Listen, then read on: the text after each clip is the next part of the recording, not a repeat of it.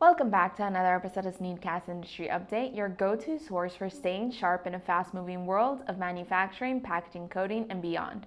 If you've been with us for a while, you already know the drill, but if you're tuning in for the first time, welcome. We break down the stories shaping our industry so you can stay ahead of the curve without having to dig through the noise. Let's get into what's making headlines this week. I'm your host, Alexa, and today we'll discuss topics ranging from President Trump's new trade agreement with China to his sweeping 25% tariffs on imports from Japan, South Korea, and a dozen other nations. We'll also examine growing concerns from SNAP and Medicaid recipients as federal safety net programs face dramatic changes under recently passed legislation, and wrap up with the controversy surrounding RFK Jr.'s endorsement of a government meal provider whose ultra-processed offerings clash with his public health platform. Today we're unpacking a major development out of Washington and Beijing. A new trade agreement between the United States and China has reportedly been signed, marking a pivotal moment in ongoing economic negotiations between the two superpowers. President Donald Trump announced the news during a public appearance on June 26, stating, "We just signed with China yesterday." That statement was later confirmed by U.S. Commerce Secretary Howard Lutnick, who emphasized the deal had already been signed and sealed 2 days ago. While the full text of the agreement hasn't been released, the announcement is sending ripples through markets and supply chains alike, particularly for manufacturers relying on critical imports from China. What we do know is that the deal builds on the recent Geneva-London trade framework and includes a 90-day tariff truce. That pause is aimed at reopening the door for rare earth exports from China, which are essential to a range of industries including aerospace, electronics, defense, and electric vehicles. These rare earth materials have been a long-time pressure point in the trade relationship, and the renewed availability could offer some short-term relief to U.S. manufacturers navigating supply chain bottlenecks. Under the terms described so far, China has agreed to resume approving export licenses for certain controlled materials, a move expected to significantly ease restrictions on U.S. buyers. In return, the U.S. will maintain a staggering high tariff level of 55% on Chinese imports. That figures include baseline tariffs, fentanyl-related sanctions, and previous enforcement actions bundled into the current framework. Meanwhile, China's tariff rate on U.S. goods will remain at 10%, reinforcing an imbalance that continues to reflect America's leveraged first trade strategy under Trump. It's important to note that this deal is not an all-out resolution. It's more of a strategic pause. The 90-day window buys time for both sides to negotiate longer-term solutions while allowing key materials to flow more freely in the interim. But for manufacturers, this is also a reminder to stay agile. While rare earth availability may improve, high tariffs, shifting regulations, and political posturing continue to create a volatile environment for sourcing and procurement. Trump has also hinted at future deals in the works with India and the United Kingdom, suggesting this agreement with China could be just the first in a broader global trade reset. As always, the question remains, are we witnessing the start of trade stabilization or simply a recalibration of tactics? Either way, manufacturers would be wise to treat this moment as an opportunity to revisit their sourcing strategy, diversify supplier networks where possible, and plan for whatever may follow when that 90-day truce expires. The recent passage of a sweeping federal spending bill has raised major concerns among Medicaid and SNAP recipients who worry it could lead to significant reductions in benefits. Sent to President Trump on July 4th, the legislation includes cost-saving measures such as stricter work requirements and increased state-level responsibility for program administration, sparking anxiety among millions who rely on food and healthcare assistance. Advocacy groups warn that approximately 3 million SNAP recipients may lose access due to changes like expanded age thresholds, tougher work hour mandates, and stricter state compliance enforcement. Additionally, the federal government's administrative funding share for SNAP is set to drop from 50% to 25%, potentially forcing states to either absorb the cost or tighten eligibility. One notable change includes capping utility deductions for eligible households, which could result in around 600,000 individuals losing roughly $100 per month in benefits. Medicaid recipients face similar challenges, with a new provision requiring adults aged 19 to 64 to complete 80 hours of work or related activities per month to maintain coverage. States would also have the option to impose monthly copays and reduce eligibility reassessments, putting enrollees at risk if they miss paperwork or reporting deadlines. The Congressional Budget Office estimates that 11 to 13 million individuals may lose health coverage under the legislation, including up to 3 million who would lose food assistance. In Indiana, approximately 600,000 SNAP and 650,000 Medicaid enrollees are at risk.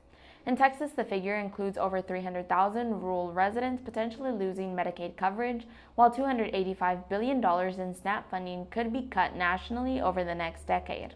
State-level reactions are intensifying as counties, nonprofits, and advocacy organizations prepare for a surge in need. In California, food banks, especially in San Diego, report increased demand with nearly 370,000 residents facing reduced SNAP benefits. New York officials project a $3 billion Medicaid reduction with up to 1.2 million people losing coverage, raising concerns about possible rural hospital closures. Supporters of the bill argue the measure are necessary to curb fraud, reduce spending, and encourage self-reliance. They highlight reforms to error rate calculations and state accountability. Critics, however, caution that the changes disproportionately affect low-income, rural, and vulnerable populations who may struggle to meet the new requirements due to unemployment, caregiving duties, or limited local support. With the bill now being approved, states are weighing whether to increase their own funding contributions or implement eligibility rollbacks.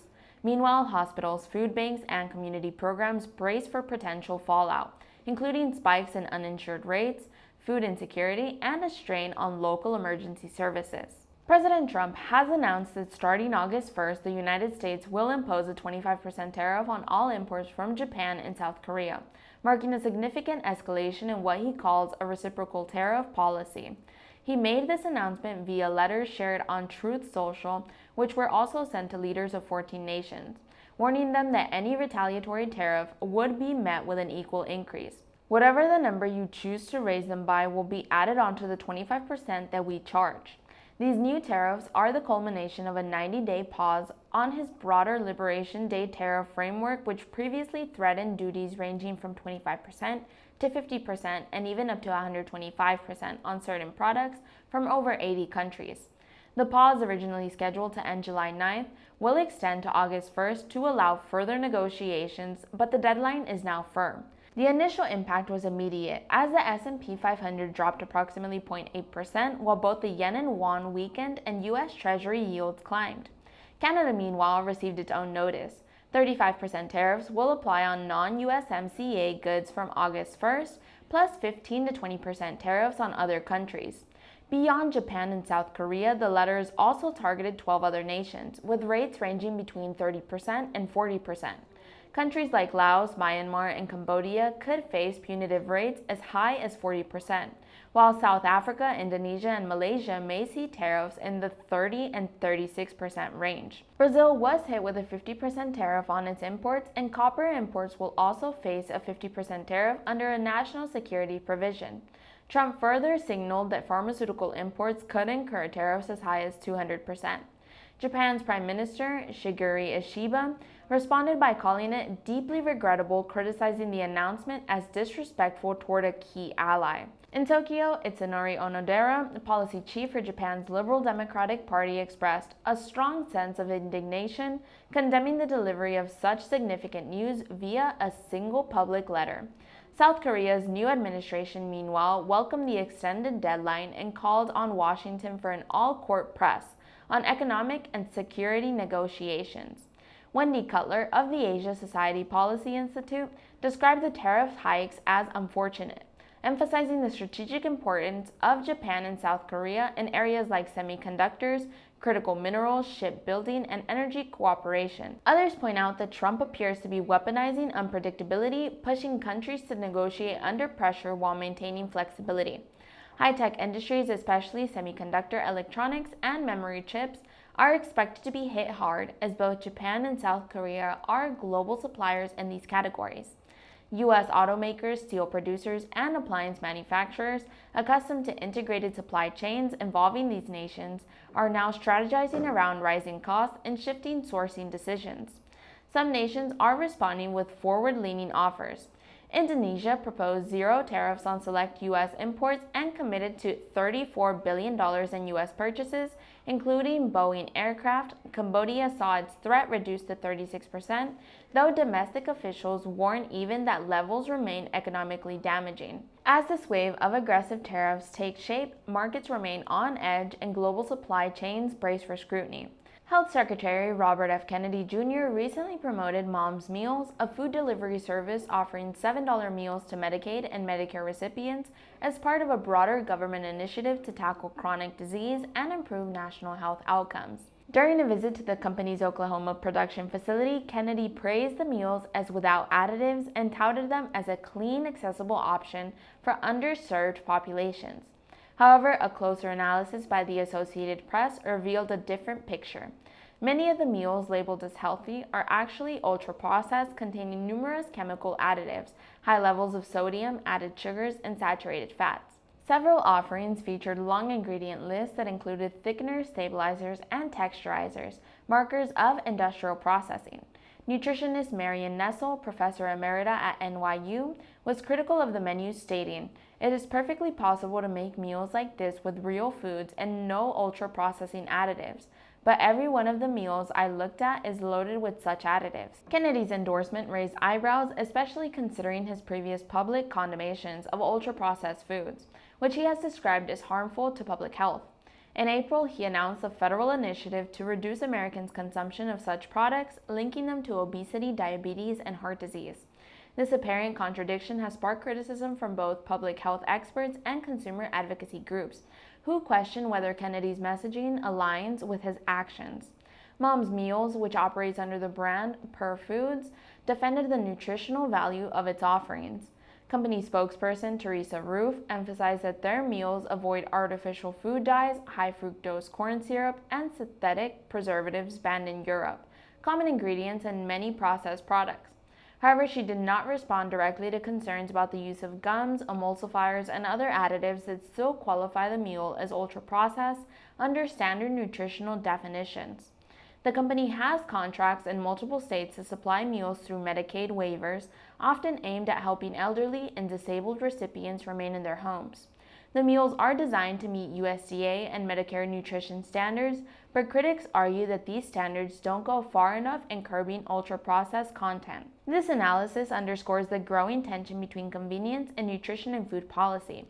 While programs like Mom's Meals aims to deliver cost-effective, shelf-stable meals to those in need, public health experts warn that long-term reliance on ultra-processed foods, even if technically compliant with federal guidelines, may undermine efforts to address chronic disease. It also raises broader questions about transparency in health messaging and the balance between promoting access and protecting nutrition quality, especially when government leaders take a public stance. As RFK Jr. continues to lead the administration's health reform agenda, this situation may serve as a test case in aligning federal endorsements with evolving dietary science and restoring public trust in national nutrition strategies. This episode of SNEED-CAST Industry Update is sponsored by our SNEED-PAK CE30HS High-Speed Small Box Case Erector, the perfect solution for e-commerce teams tired of manually forming small boxes by hand. Designed specifically for compact cartons, the CE30HS delivers precision, speed, and consistency, producing up to 20 cartons per minute. Say goodbye to wasted materials, misformed boxes, and slowdowns. Whether you're scaling fulfillment or improving packaging flow, the CE30HS helps you keep packaging simple. That's it for this week's episode of SNEED-CAST Industry Update, but the conversation doesn't stop here. Make sure to like, comment, subscribe, and don't forget to hit the notification bell down below so you never miss an update. We want to hear from you. Drop a comment and let us know what topics you'd like to see us dive into next. Until then, stay curious, stay informed, and we'll catch you in on the next one.